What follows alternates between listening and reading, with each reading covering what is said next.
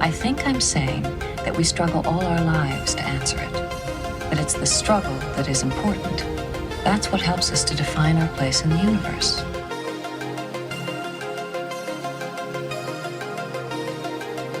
This is Beverly, Dr. Beverly, Dr. Beverly Crusher.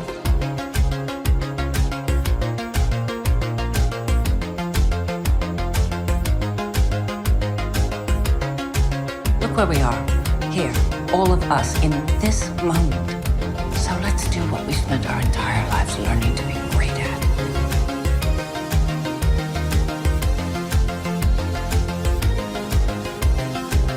And this is Crusher Convo. And welcome to Crusher Convo, where we crush the conversation one episode at a time. Today, we are honoring the patriarch of the Crusher family as we discuss the life and death of Jack Crusher. And with me tonight, I have a special guest, Bryan from Truck, Marry, Kill podcast. I am really excited to be crushing the conversation with you today.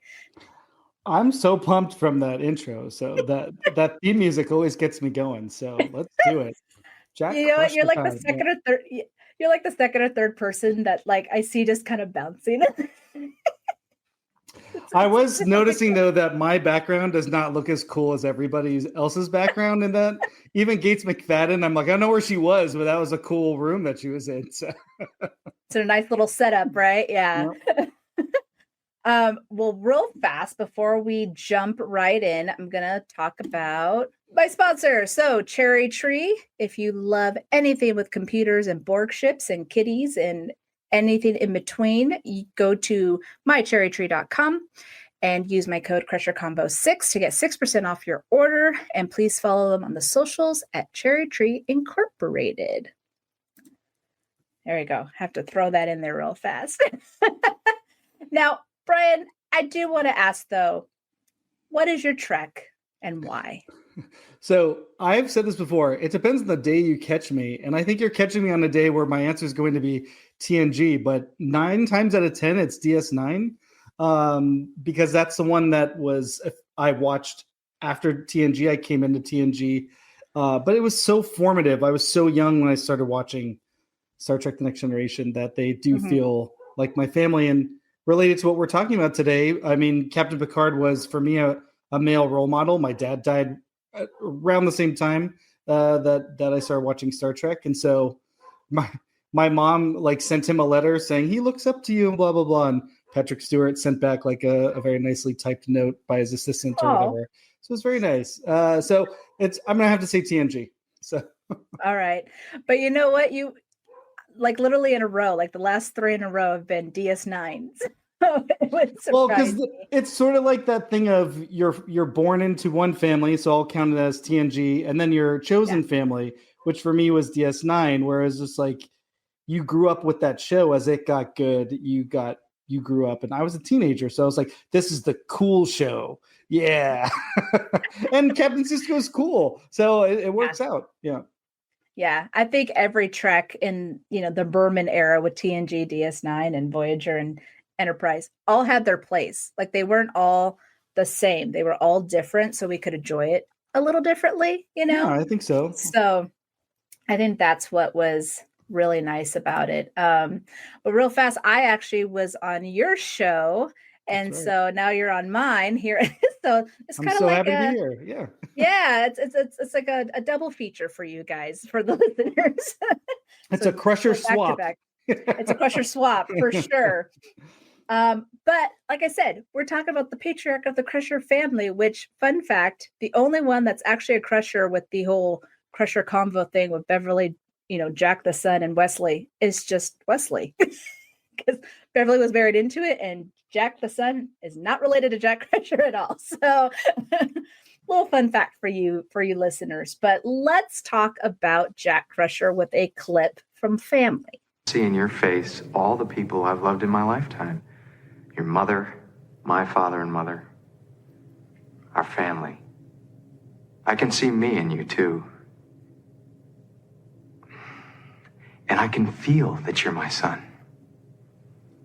I don't know how to describe it, but there's this connection, this bond. I'll always be a part of you, Wesley. Now that, of course, was Jack Crusher, and that was the first time we saw him was in the season 4 episode Family. And this is what we kind of know about him, that is as canon as possible. And I don't know if anyone knows this, but I am huge about timelines and accuracy and all that. And I did a lot of studying. So please enjoy. I think one thing is we're not really sure when he was born, but he was possibly born between 2307 to 2308 because Picard was born in 2305 and graduated from the Academy in 2327. He did marry Beverly on July 20th, 2348, which is that lovely little wedding invite in Picard's family album. And if you take note, he has a little heart-shaped Beverly photo in there as well. Oh my gosh. Right? Yeah, so fantastic. And of course, Beverly graduated from the Academy Medical School in 2350, and that was in the episode Conundrum. Jack, of course, was Picard's best friend at the Academy. According to No Win Scenario, that was when it officially became canon that Jack was around the same age as Picard because we just weren't sure. And of course, he was also his first officer on the Stargazer where he had died. Now, his death is a little unclear. The only thing that is that it was an accident and Picard had something to do with it. In Coming of Age, which was in season 1, Wesley hinted his father was left behind by Picard in order to save lives. In Violations, Picard is shown injured while taking Beverly to the morgue, and in Attached, Picard said after the accident. So we get little hints about Jack. I wish we got more. I think that was the problem with all of this is that we just didn't get enough about Jack, and he is so pivotal to the story, especially Picard and Beverly. So what did you feel about just overall with Jack's story and how he played a role for Picard and Beverly, for instance? It's not something that I think about very much when it comes up. It's not always an, oh yeah, but I feel like it was deployed maybe not quite enough as it could have been, especially later on in the run. But we know that the politics of what was going on behind the scenes with Gates, McFadden, and all that stuff probably had something to do with that, where there was some pullback on what they might have done had things been different. I don't know. I guess I never really I don't really think about it in terms of like, because we never see how it affects them. It's like on a special episode of Star Trek. They're going to deal with it, and they're going to talk about it for a scene. But there are other examples. Your research is impeccable as always, Jesse. There's like Coming of Age. There's like little references. Our episode, the host, she talks about the relationship just a little tiny bit, and of course, mostly we get it from Wesley in the first few seasons. That comes in. So I think about it just in terms of like, it doesn't ever really weigh on the story. It always adds a flavor. And so for me, that's where I'm like, well, it's not intrusive and it's a part of Captain Picard that I never really cared too much about the mystery because the show never did. So, but I wasn't against it. Like it never bothered me of like, yep, another tragic backstory for one of our Star Trek characters. It just seemed like interesting enough that they could have done a little bit more with, and they didn't. They chose not to. And, yes, I did do a lot of research, but even in the episode, and I'm thinking, I see it in my mind right now, the bonding, when there was that little boy who lost his mom, Marla Astor, in the accident, and Worf wanted to do the whole Klingon ritual and things like that. There was that moment between Beverly and Wesley because he was having flashbacks. He was having, problems with this, and it was a nice little scene. And that's what I enjoyed about it is that there were these moments that we saw, and it was like just little nuggets, right? Like here's a crumb. I said Coming of Age before. Yeah, I said there was Coming of Age before. I meant True Q. So there was like that little moment. Q. And it's exactly what you said. It's like she gets asked about haven't you ever lost someone you care about? And she's like, yeah, my husband. It sucked. and she's like, if you could bring him back, wouldn't you? And Crusher's answer is I don't know. I'd have to think about it. I'd have to know the situation. Is this a Darth Plagueis situation? I don't know. So. course, I took it too when she had that moment of like, I don't know, because it's already been like 15 years or something like That's that. right. Yeah. She's no longer the same person. Is it going to be the same? You know what I mean? Like, so for her, it's going to be like, I don't know if that would be right for me, after all that she's already, done in her life to try and get past his death. The same with Wesley. She had the same in the episode family. She didn't even want to show him that clip of Jack just because she was like, is that going to be a setback? He's finally come to terms. I don't know if that's a good idea. And she ends up giving it to him, which was good. But again, we got little crumbs and never the whole cookie. And so it was very sad. But here goes where my investigating, no pun intended, it goes deep. Okay. And here's how deep it goes. So according to Memory Alpha, it states that Wesley was born in 2348, but that contradicts the wedding invite, as we saw in the first slide. Unless she was pregnant when they married, which could happen, Makes sense. Yeah. Wesley's birthday is July 29th, which is 9 days after their wedding date. It would make more sense that he was born in 2349. Now, this is where my obsession of timelines kicks in. I did the math. Counter at 4 was at 2364. Wesley was 15. Beverly was actually 40 at this time because she was born in 2324. Wesley was 5 when Jack died, as we mentioned in True Q. So that became canon. So it was 10 years before Farpoint. It says Fairpoint. I don't know why, but Farpoint, which means Jack died in 2354, not 53 like Memory Alpha states. And if Wesley was 5, then he was born in 2349. That means Beverly was 30, which makes sense again because she was 40 in the first episode. And Picard would have been 49. So if Jack was born in 07 or 08, that means he was 47 or 48 when he had died. But that's the reverse of what you were saying, which is that Jack is older than... Wait, no, that's correct. Sorry, I'm really bad at math. So you're going to get me real fast. Okay, Yay! That sounds good to me. Yeah. Sounds good. Yeah. Well, apparently Beverly has a thing for older men. I just am like, she was 40 when TNG started. I mean, she looks great. She looks great. Yeah. I mean, Gates was 38, close enough. Right. I think, one that we didn't know. We were always like, okay, that was his first officer and everything. I think it was Conspiracy where he said my best friends was Walker, Keel, and Jack Crusher.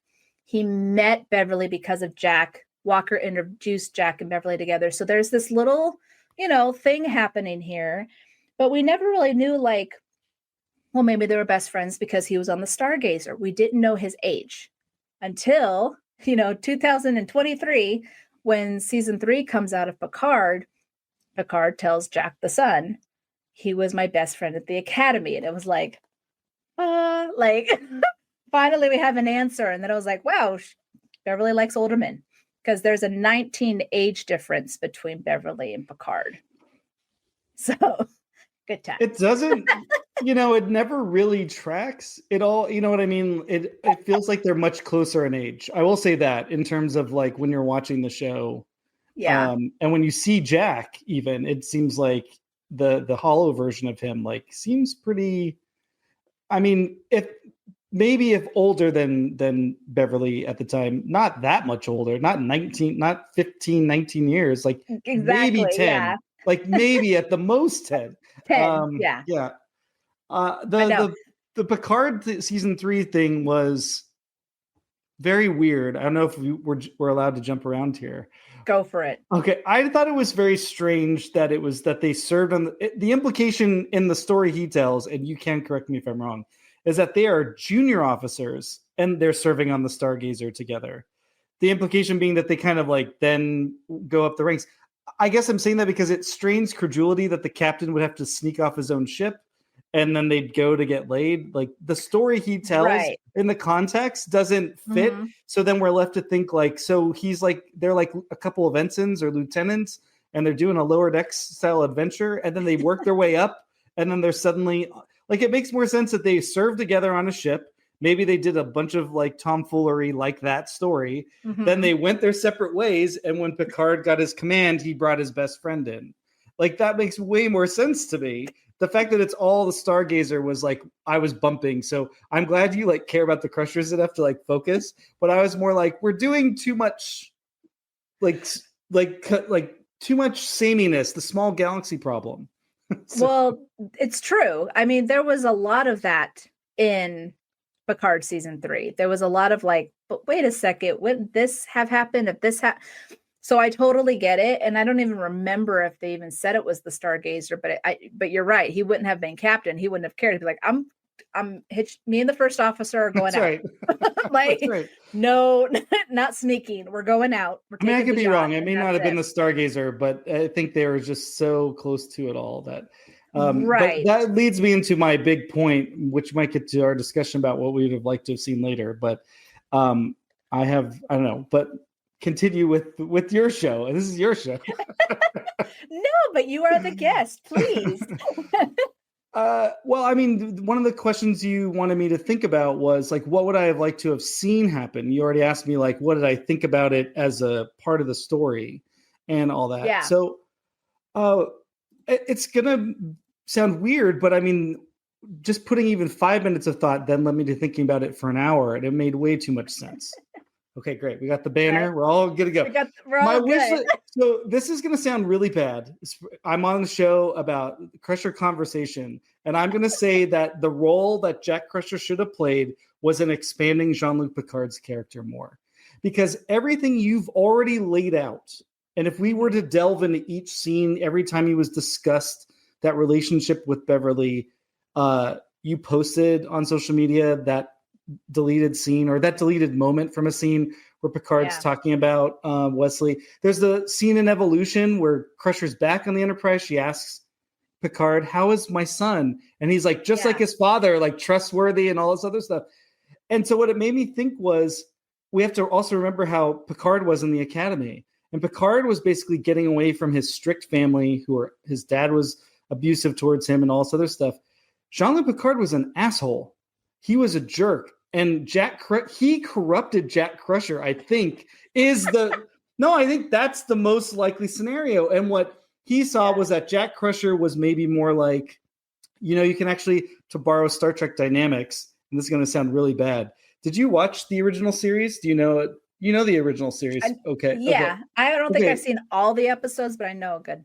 This is going to make sense. For the in the second pilot, the one that wound up being the Shatner Captain Kirk pilot, he's got the helmsman is basically his best friend, Gary Mitchell.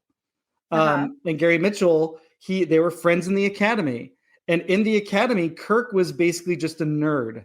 And Gary Mitchell was this narcissist and a megalomaniac. So when he gets zapped with the powers of God, it ties into his character, and that's why he's able to be so godlike. But in that episode, you have little hints of how he was manipulating Kirk or manipulating circumstances to make, to kind of mess with Kirk's life in a way. And that he was the corrupting influence, basically, which made Captain Kirk cool.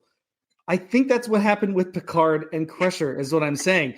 That Jack Crusher was he makes more sense that he would be the family man, that he would have a good woman, and that he like a one woman man or whatever. Whereas Patrick's, Captain Picard is at that time a wild guy, and he learns from Jack Crusher that there is value in stability, that there is value in relationships and love and all that. So for me, just like going through it, I'm like, because I'm familiar with the single mother because the father died, and being the son of single mother and all that, and the dead father stuff, that to me was less interesting. And I don't think Star Trek, that would have required them to have writers who could really handle that. And but on the flip side, I think that using it as an examination of what makes Picard tick, or why he made the choices he did later on, I think that actually means a lot. Like, it's quite meaningful. Like, that relationship is very powerful. Yeah. So I would have liked to have seen more of that. I would have liked to have seen Picard dealing with Jack Crusher, because he's got a constant reminder right there with Beverly being right there. But I think you're right. And I think I even mentioned, so my wish list on my end was that I wish we did have more Jack and Beverly scenes. And the thing is that there's not one Jack or Beverly scene, which I'll show you in the next slide, but there's not one. And I wish there was just something, or even the three of them. All we got were just these mentions, but we didn't actually see it. And I think if we saw it, it would hold more weight, because all we're hearing it is back here, even though it's very important. And I think it's also very important to Picard's story. And I also put here, wish we had heard more of Jack in stories instead of just snippets. And also wish we got Jack in the battle, because the battle in season 1 was about, the Ferengi trying to kill Picard, all that stuff. And it was because of the Stargazer. And there was not one mention, not even Beverly being on the Stargazer going like, for a moment, even though this whole Ferengi thing happened after Jack died. I didn't understand that. And like you said, it was just because they didn't know how to write it. It was just maybe too poignant that they were just like, nope, let's go over here and talk about ships and and fights and things. But I do believe that Picard is who he is. And I think Jack was probably like that anchor for him. Yeah, absolutely. I think Jack was really the one that kind of reeled him in, and he was that family man. He seemed funny, and he gave the joke of giving Beverly that book, like how to advance your career in marriage, because she was in medical school. So he's like, you can still be married and also get, and that was his way of just being, cute and funny and stuff like that. So I think you're absolutely right. I think Picard is the way he is because of Jack. And I think Picard, of how he became so closed off, is because of his loss of Jack. Not just in the sense of like, oh, by the way, I had feelings for your wife, but he respected him enough to be like, I'm not doing it, because he loved his friend. That was the brother he never had. That was a missed opportunity in Tapestry, now that we're talking about it. All of it.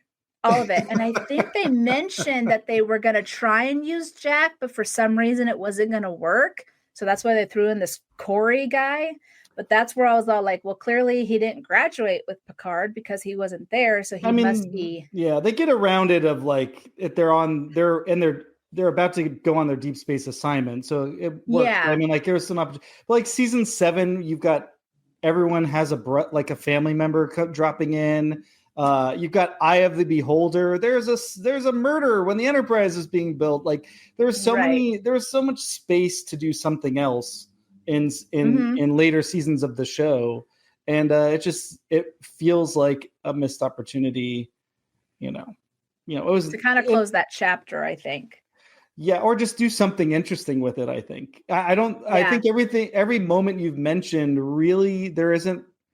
It provides like a dash of something, but it never is interesting on its own. And that was probably what's missing. Except for that deleted scene that they decided to do. The deleted scene is nice in a way, but it is a strange one. Like it's Patrick Stewart doing a thing. And it's like, this is not Captain Picard. And the writing is a little flowery. And so it's funny how then it shows and it cuts into the scene. I'm like, that's Captain Picard. That's Captain Picard. Like that's not Patrick Stewart trying something. That's Captain Picard. Well, this last slide that I actually have here is kind of what we were mentioning a little bit. Now, Jack was only in 3 episodes, which was Family Violations and Journey's End. And I did not really like how they used Jack in that, because it was the Traveler trying to get Wesley to become a Traveler, right? And I feel like he used his dad's image to pull him in. So I felt that kind of like a manipulation, but that's just me. Well, the Traveler has been grooming Wesley since he was a child. Exactly. So... And that's why I don't like it. Like I said, there's never been a scene of Beverly and Jack, and I don't even really think that the morgue counts because it's 2 shots and those actors probably never met. I don't think Gates and Doug ever met each other, even though they played a married couple. I mentioned the deleted scene here, and if you guys haven't seen it on my Instagram, it is basically just Picard and Wesley. When Picard was injured, he said that he saw a glimpse of Jack and Wesley as he's basically dying, and talked about how his death happened on a bright sunny day, but sudden unnecessary death should happen at night. Now, in the no longer expanded universe of Trek, which were the books prior to Picard, it states that no matter what timeline, Beverly and Jack never had a happy ending.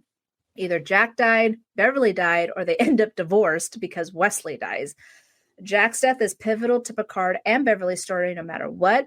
This is all non-canon, obviously, but it kind of made sense to me. But however, if Jack had stayed alive, there would never have been a Crusher or Jack Crusher the son, because I do believe that Beverly and Jack truly loved each other, and she would have been with him for a very long time. And remember me, the whole thing of the warp bubble is because she thought about losing Jack. Like, crumbs, no cookie. It's very frustrating.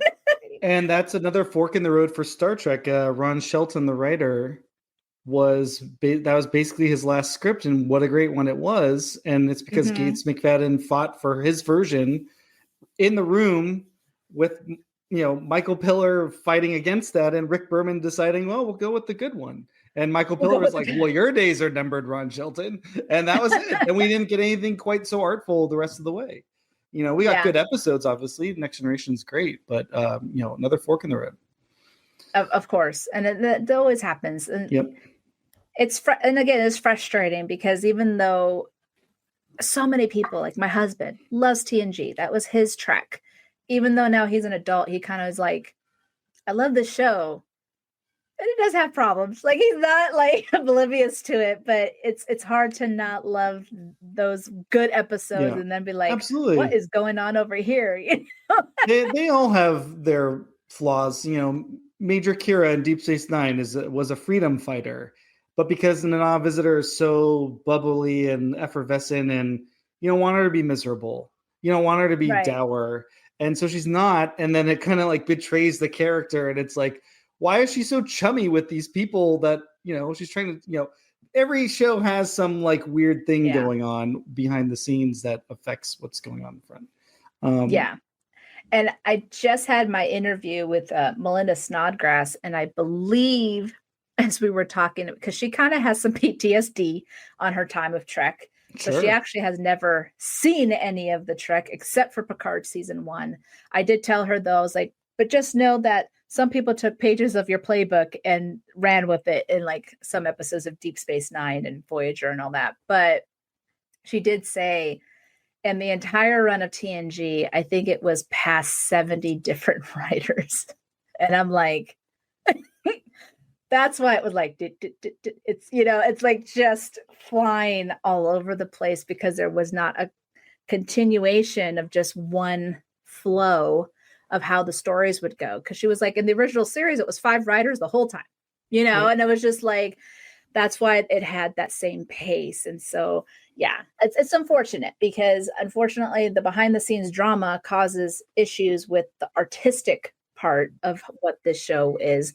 And whatever the writers or showrunners or whoever, really, some people had no control over the others, the actors for sure. They were just like, well, we'll do the best we can. What we're doing. That's right. What's my character? I don't know. Go just vibes. We'll just we'll figure it out. Yeah. I always said though that Gates had kind of a disadvantage because not being a part of season 2, the other actors had that extra season to kind of figure out their character and everything. So by season 3, they were already very like, I know what my character is and everything. And she kind of walked into rediscovering who Beverly was because she was no longer written the same way as season 1. These are kind of 2 different Beverlys that she's now having to deal with, but she's such a pro that she's just kind of like, I'm going to see what they're going to do. And then I'm going to try and make it my own and see, even though it's written differently, I'm going to do it this way. And it was perfect. Right. And so you could feel that absence. As much as I don't hate Pulaski, sorry, Bev heads, but I don't hate Pulaski. Okay. I think Beverly and Pulaski could have been friends. I do think though that Pulaski wasn't written well and that particular character just didn't fit the mold I think TNG was going for what Beverly did. So, yeah, I just, that's me going off my little train track here. But I think it's just that just showcase of, again, why we just didn't get a lot of Jack Crusher. Right. But I'm glad, you're saying all this, and I'm like, I'm glad that in some, like, if I had a choice between more Jack with the writing staff that they had and what we know about everyone behind the scenes, or what we got, I would stick with what we got. And so, because I don't want Dr. Crusher feeling sad all the time that her husband died. And I Yeah. never felt that Beverly Crusher was stuck in the past or yearning for Right. something. She was always exploring and studying. And I think that is Gates McFadden infusing the character with sort of her own natural curiosity and zest for life. And that came across. And I think that's why Dr. Crusher they're all very memorable, but like, she, Counselor Troy, never quite clear what's going on in her mind. But Dr. Crusher is like very, very direct, and you're never really wondering. So, yeah, no, that's totally true. Which I'm now going to show my last clip, which is just a little snippet of the conversation between Beverly and Picard in Attached. But although I would never act on it, I couldn't help the way I felt. And when Jack died, you felt guilty. I felt guilty before he died. Having feelings like that for my best friend's wife. And then later, after the accident, I promised myself that I would never tell you how I felt. It would be like betraying my friend.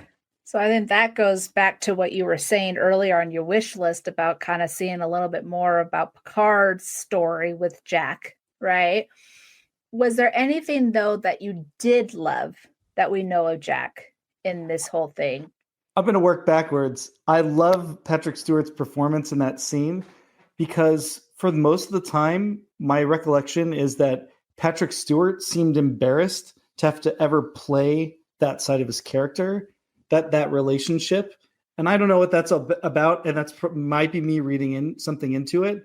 But it did seem like, especially in Encounter at Farpoint in the early seasons, like it's like, here's Picard. And then it's like, oh, you've got this baggage. And like, it was almost like, but I want to be the hero at the top and grabbing the women and kissing them. But no, I got this baggage to go on. Mm-hmm. And so that's why I think it's kind of funny in that scene. He's really good. And it's attaches a great episode specifically about this Crusher, the Jack Crusher between the two of them, because he's focused more on the Jack Crusher side of it instead of his feelings for Beverly. And Patrick Stewart I was never convinced that, like, she always seemed way more into him than he was into her. Mm-hmm. And I just think it's really funny that was maybe another reason why it was good that they didn't try to push it very much, because with very few exceptions did he ever seem committed to it the way that she was. In All Good Things, I would say comes pretty close.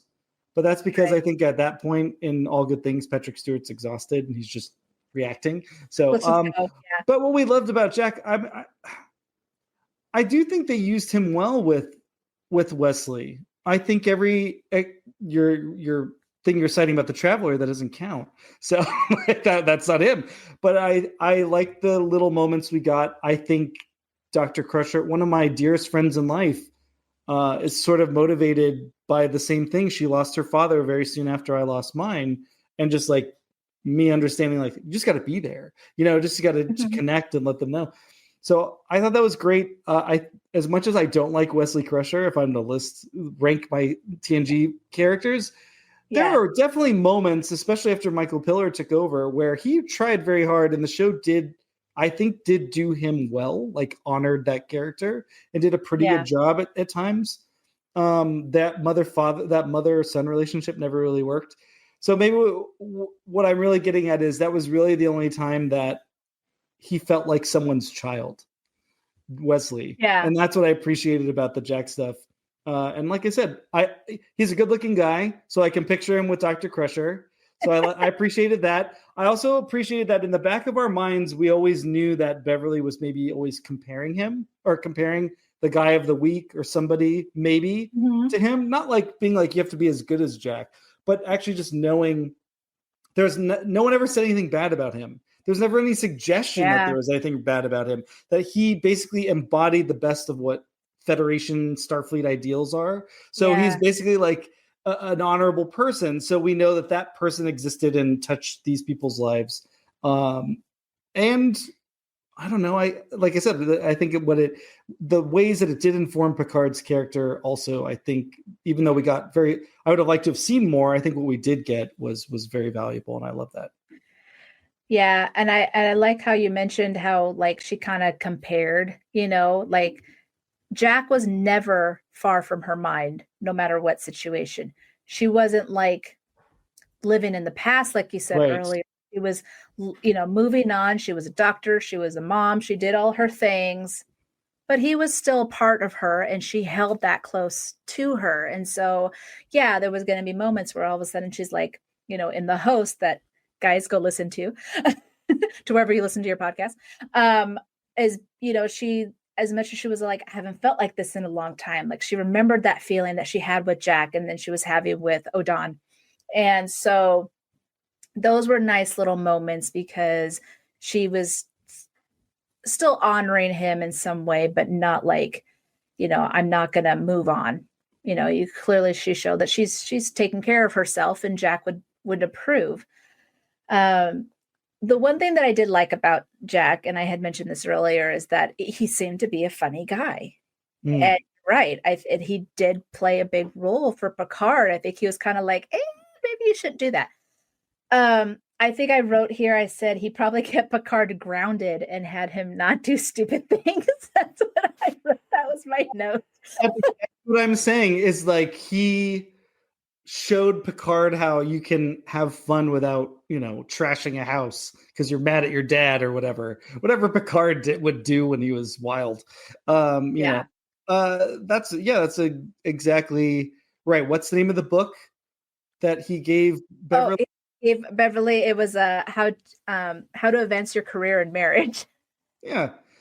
So, a witty guy maybe is kind of the thing. And witty. Yeah, Picard was a Family Guy viewer and he was a Simpsons viewer. I don't know. There you go. Yeah, like that's a perfect way. He also clearly loved his family, as in the first clip I had shown where he was all like, I see all the people I loved in my life in you, your mother, my parents. He just was a very devoted family man, and clearly he just was in love with Beverly.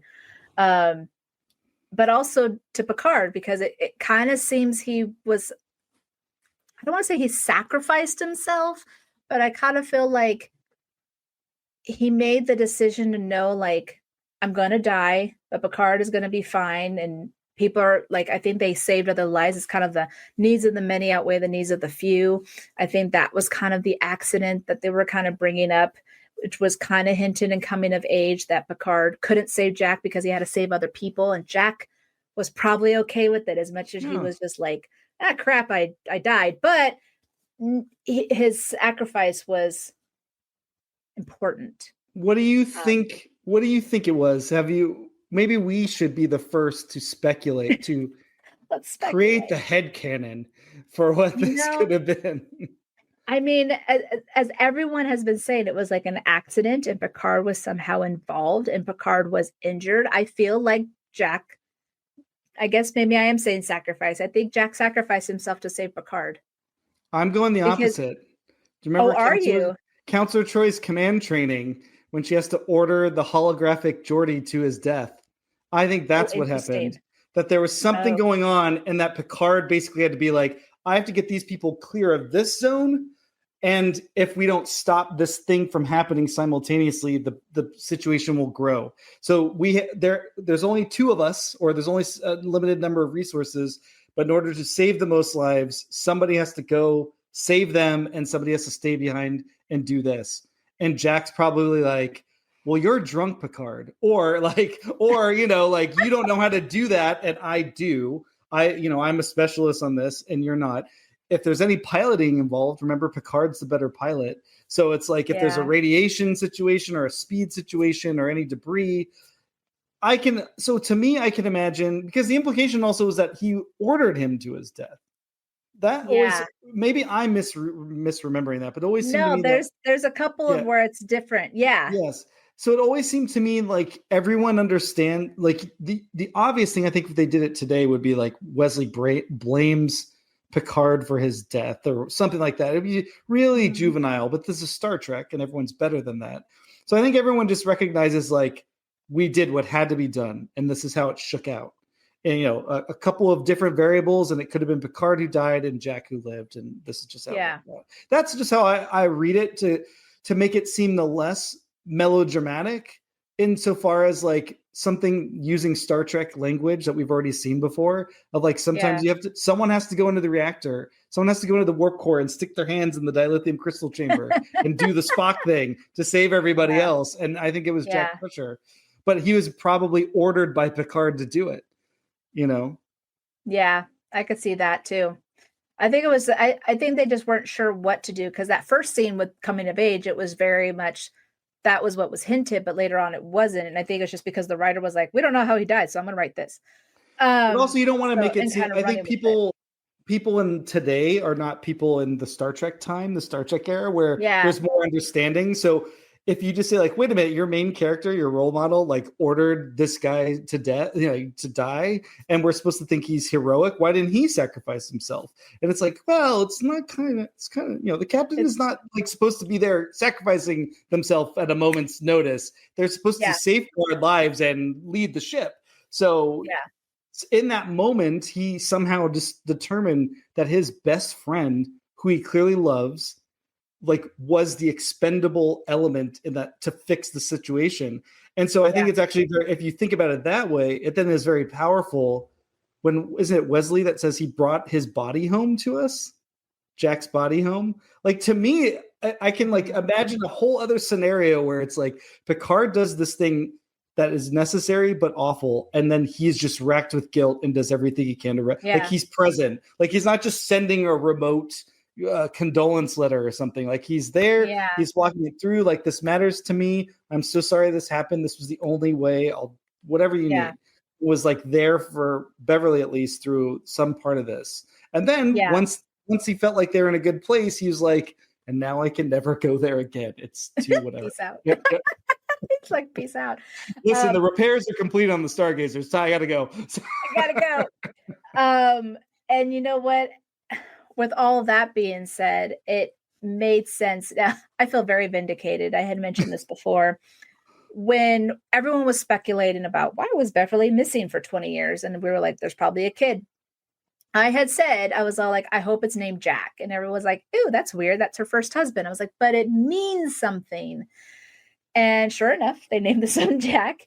And of course, it's because, and Picard even mentions it, because Jack Crusher, the son, is all like, I know she didn't hate you, but naming me after first husband, it's like, that's a little weird. So he's representing those fans, right? But Picard's all like, no, I get it. He's like, I probably would have named you the same thing. He's like, he understood, because there would not be Beverly and Picard meeting if there wasn't Jack. There would be no Jackson if it wasn't for Jack. Like, it's the two people, they both love Jack, Jean-Luc and Beverly.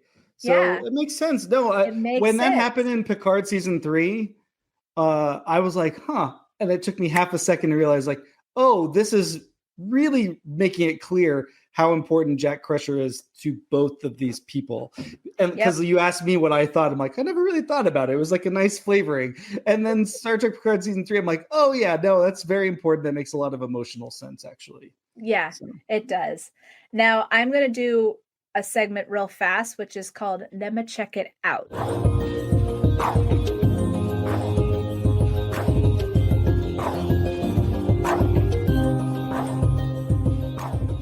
Right here in his book, if anyone could see it, there we go.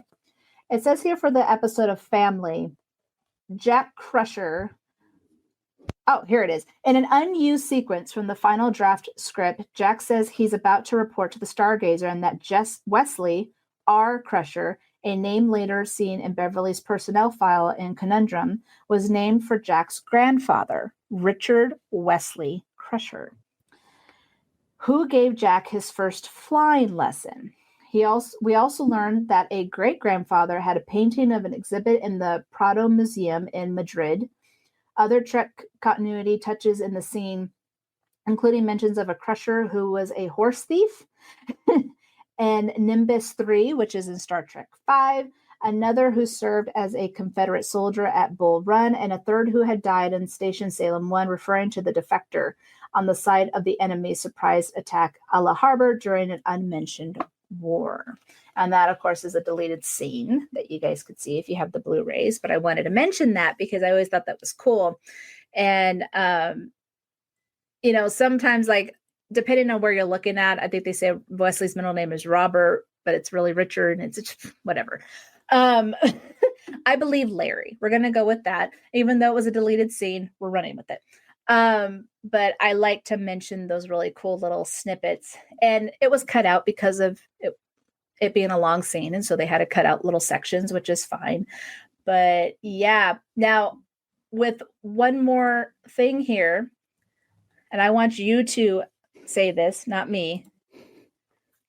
So Trek, Marry or Kill, the story of Jack The Crusher. story of Jack. Yep. I'm going to go with Trek. So Okay. I think it does not, like I said, it's not like the tragic backstory that every Star Trek character seems to have. Mhm. It because it doesn't just sit there. It Right. ties three of our characters together. That's very important. And Mhm. I think we've done a pretty good job of showing how it influenced those characters, not to the extent that we wanted, not to the extent that probably they didn't use all the buffalo, basically. They didn't get every bit of mileage out of it that they could. But when they did, it was usually pretty effective, the Traveler scenario notwithstanding. It's not a marry, I would say, for that very reason. And I don't think it's a kill because I can't think of a time where it's like, I wish they hadn't done that. I think even Star Trek Picard season 3, naming him Jack Crusher, is very touching. All the other stuff around the mechanics of that, people can disagree with, but in terms of like, no, it makes perfect sense. Like, these two people love each other, and this is the person that how they loved each other was through this person. And I think that's very touching. And also, so it boosts all three characters, gives Wesley, good material to play. Will Wheaton makes him feel like a child, which is very important for that character. It really shows you what Beverly's all about. Like, she's a good person. She associates with good people. She's a strong character. She's very intelligent. She has pretty good taste in men, I would say, that kind of stuff. So, it works. I'm going to go with a marry. Oh my gosh. You think this is the best characterization in Star Trek and TV? Oh my goodness. Okay. Go hit me with it. And you know what? I just like okay, here's the thing. I'm a soap opera fan. Okay. So I see the most strangest storylines ever, happening. Okay. I even thought at one point that Jack, Beverly and Picard had a son and Jack died and they thought he was dead, but he was really alive. Like, that's how far my mind went because I'm a soap opera fan. It doesn't have to be that complicated, but I think just overall with how Jack's story is, how it influenced these characters, how it brought them together. There is a Crusher, aspect. I am a Crusher fan. Okay. That's my ship name for them. But I just like how it went. I just wish there was more. That's really all it is. I just wish there was more than what we got. But everything, like you said, everything we did get, there was nothing wrong with it. It fit well with the story and it fit well with the characters. Well, what was crescendo, I would say? What's its high point? The high point? Well, I guess that to me would be like the marry, like this is the great example.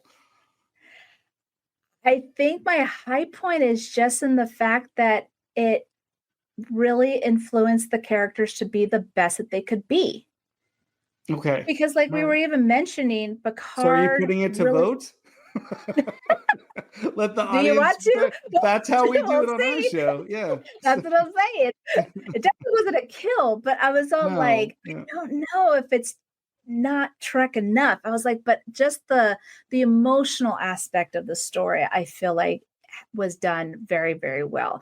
And because Picard is who he is because of Jack, and Beverly took that and kind of ran with it and became the person that she was. So that is why I say Mary. All right. I respect it. We're going to be doing a vote. Let's do a vote. All right. That's great.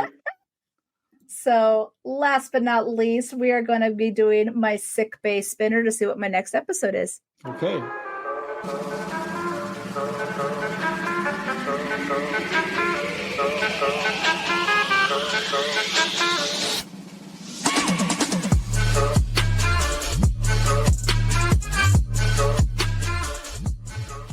Perfect timing, because we were just told that Prodigy is not going to be on Netflix anymore. So now let's talk about Prodigy with Kobayashi. I'm really excited because this was the whole episode that brought Beverly back. So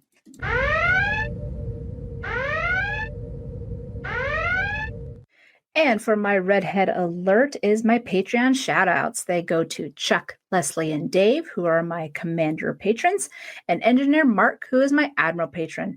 If you would like to support the podcast and enjoy exclusive extra content, just head over to patreon.com/Crusher Combo, and you can sign up for as low as $3 a month. You know what?